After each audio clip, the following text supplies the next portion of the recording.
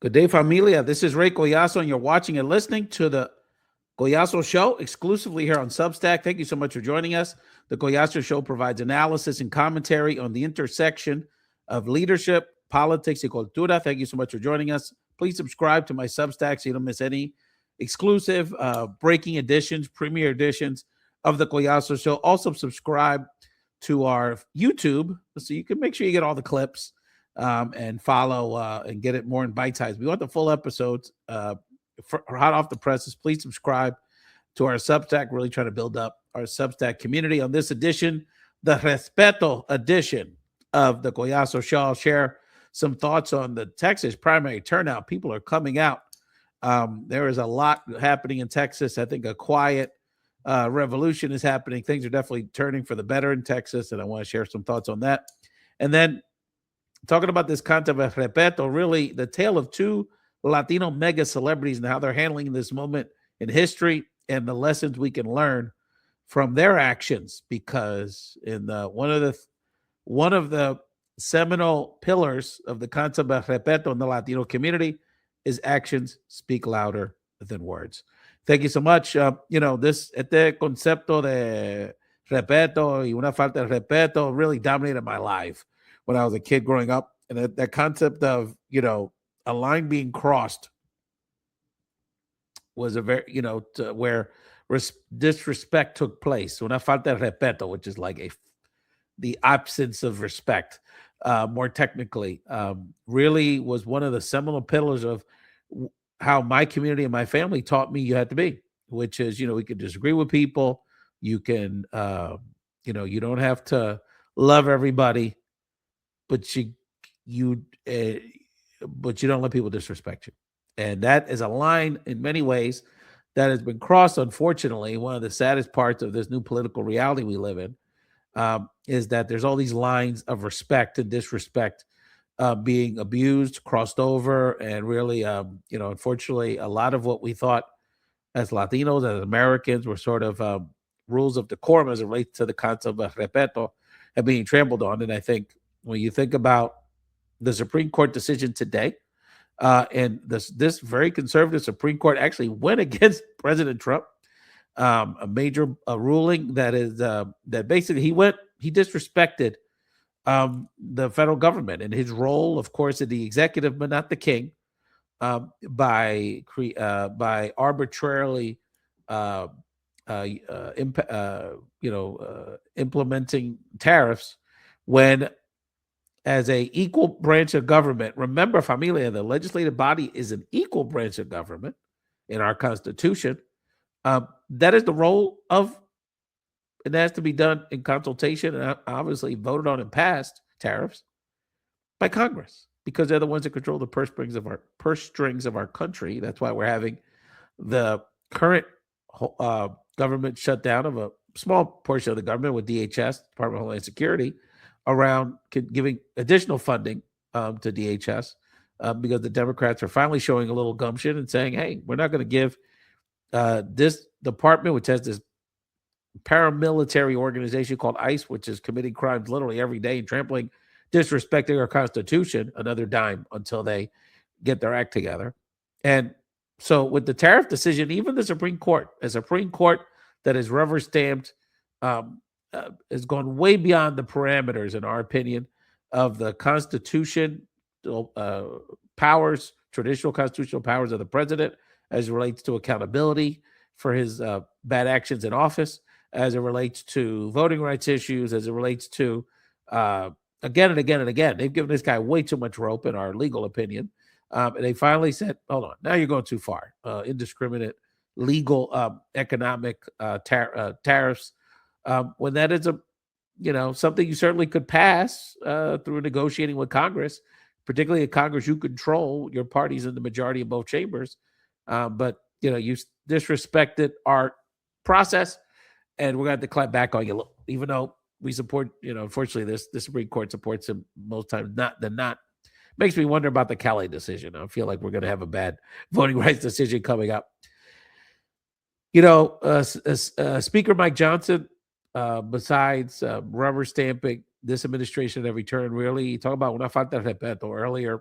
yesterday he announced that he rejected the request that was made on behalf of the Jesse Jackson's family to have him viewed, uh, in the Capitol Rotunda, in the same, which is normally reserved for, of course, former heads of state. Jimmy Carter, former President Carter, was the last one that was viewed that way. But first of all, these people break rules all the time. We break norms all the time. There is some discretion when it comes to these sorts of issues. As I shared on my show Reflection, I encourage people to watch my episode earlier this week where I talked about my reflections on my career and the moments where I was able to be in the presence of Jesse Jackson impacted my entire life. Is that I tried to give people a historical context of his impact historically. Between 1968, the moment, the year, and the moment that MLK got assassinated, in 2008, the historical election of our first black president, President Barack Obama, for those 40 years in between, pretty clearly the top, most visible, most impactful black civil rights leader in our country was Jesse Jackson. You could argue, actually, in terms of length of service, he actually had a longer run from a historical perspective. MLK obviously was impactful, for a decade or so in the national spotlight. Now, obviously, Obama the last 15 years in our lives, but in terms of 40 years being widely regarded as the top civil rights leader in our country, obviously we believe that garners a certain level of respect and a heightened level of respect. And exceptions can be made in those kind of cases. And, look, pero gente no sabe de respeto. They haven't even lowered the flag for him, for Jesse Jackson, one of our great iconic civil rights leaders for nearly half a century. So it's talk about una falta de respeto. Arguably the biggest cover up in presidential history. The Epstein files. What else do you have to see, fam? Hints, evidence, pieces here, pieces there. Now, we don't know the whole story, but that's what an investigation would be. That's why you need an investigation, a real investigation, not only about Trump's connection with sexual assault, potential alleged sexual assault and pedophilia, but all these other characters. And, some of the really, shameful appearance of Les Westner, for his deposition at Congress this week, even raises more questions and eyebrows. And every day we're finding another tidbit in these million-plus files, and we need to see the other 3 million. So, this falta de respeto is unfortunately something that we're going to continue to see, and we're going to have to really, as a country, come together and really elevate the standards that we need to hold our elected officials to, and really all of us, because we let our standards slip for some people's own political benefit. They look the other way because they wanted certain things done by a President Trump the first time, and now the second time. The standards of our country, how we're viewed around the world, how we, unfortunately, kind of view ourselves, is just going by the wayside. And so I know this is not the country, and the lack of respect that we're showing to each other, and our nation is showing to the world, is not the country y'all want to be a part of. It is not the country you want you teach your children to act like. So we're going to need to step up. And unfortunately, we probably won't finish the job in our generation. It's going to take the next generation, our kids' generation plus, to redeem the prestige, and the respect, the respeto that the whole world had at one point in the recent history had for us. You're listening to the Collazo Show. Thank you so much for joining us. A minute on the Texas primaries. Primary turnout gangbusters down there. We have double, in some counties triple the turnout, Democratic turnout, in the first few days of early vote in Texas, like we had as comparison to 2022. And even more significantly, total Democratic turnout regardless of who they're voting for. In the state of Texas has surpassed Republican turnout, and if people know, I think Trump won uh, Texas by 12, 13 points last year. It was a total blowout. The closest we've gotten in the nearest history was I think my college buddy Beto, I think lost by about 3 to 4 points in 2018, but we haven't gotten any close. We've only gotten further away since then.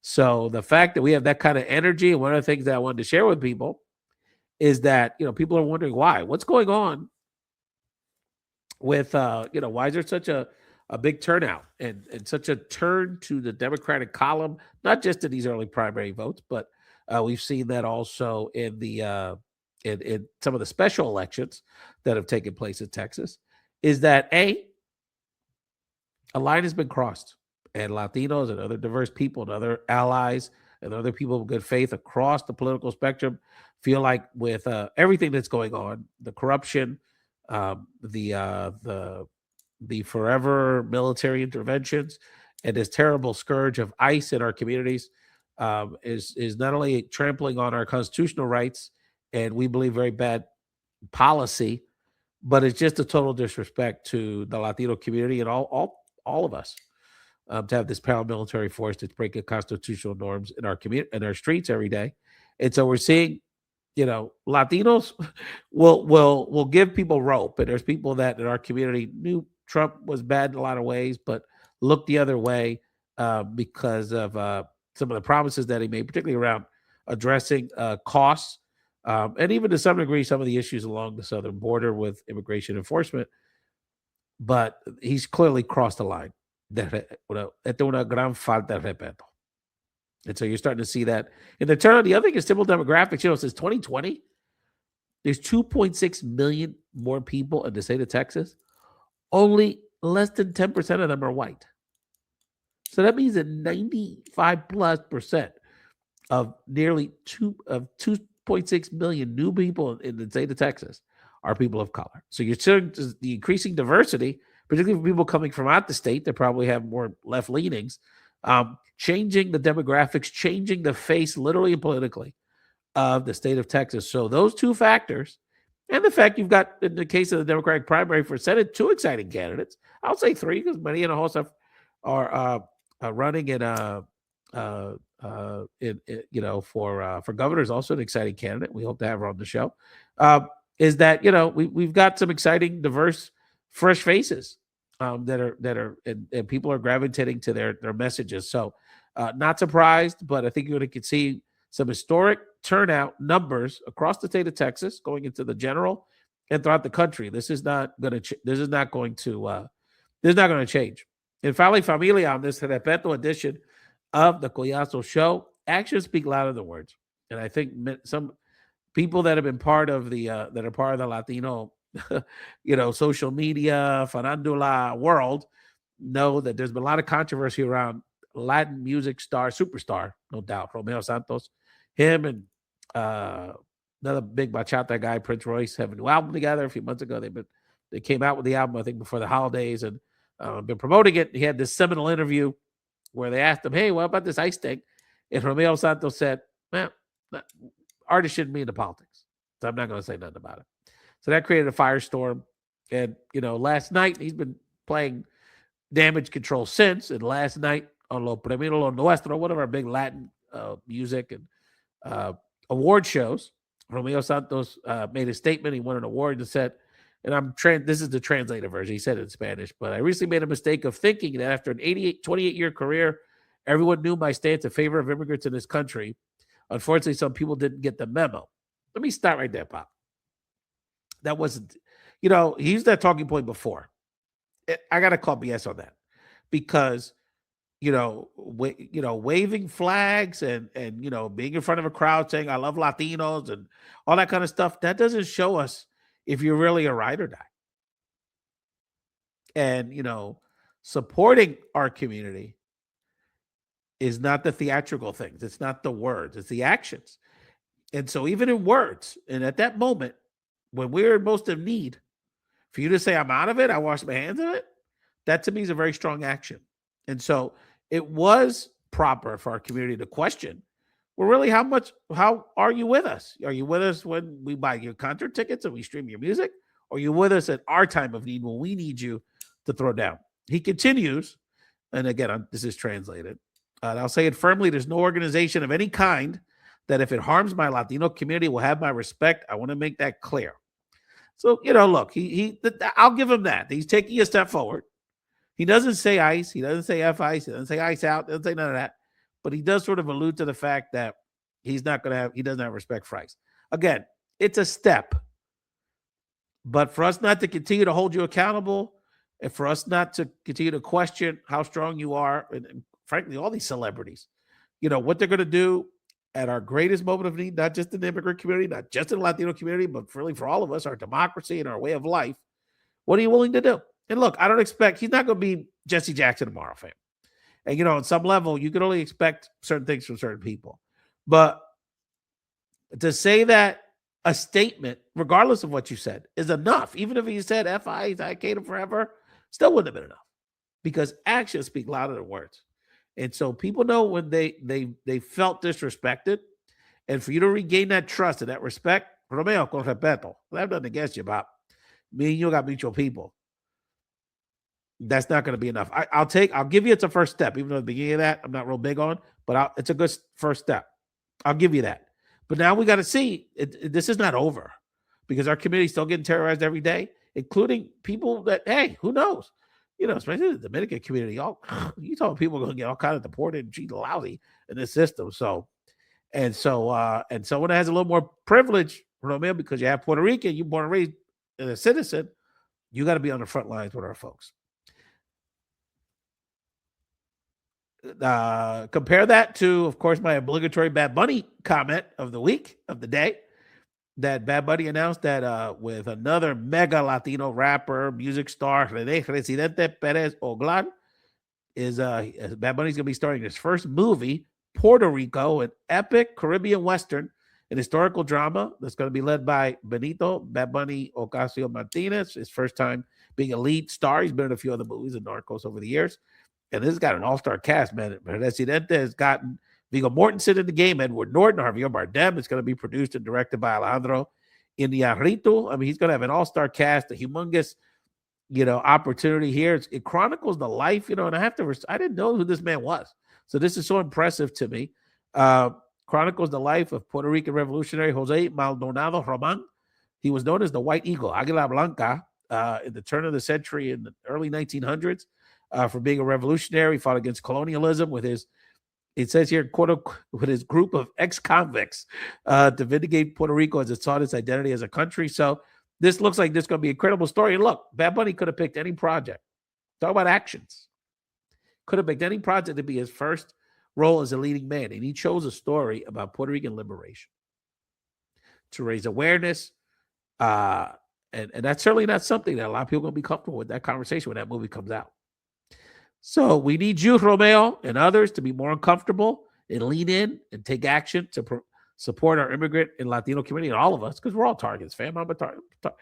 On some level, we're all targets. Protect ourselves, shit, our families, our loved ones, and take actions like Bad Bunny and Residente are doing to push the envelope and elevate the history that has often been erased in our education system and our larger socio-political ecosystem. And to say, you know what? We're tired of the falta de respeto to our community. Thank you so much for watching this abbreviated version of the Collazo Show. Subscribe on our Substack so we can keep the conversations going there on Substack, build our Substack community. And thank you so much. And please connect with us on social media to keep these conversations going. I hope no one disrespects you this weekend. Enjoy your weekend and have a great day.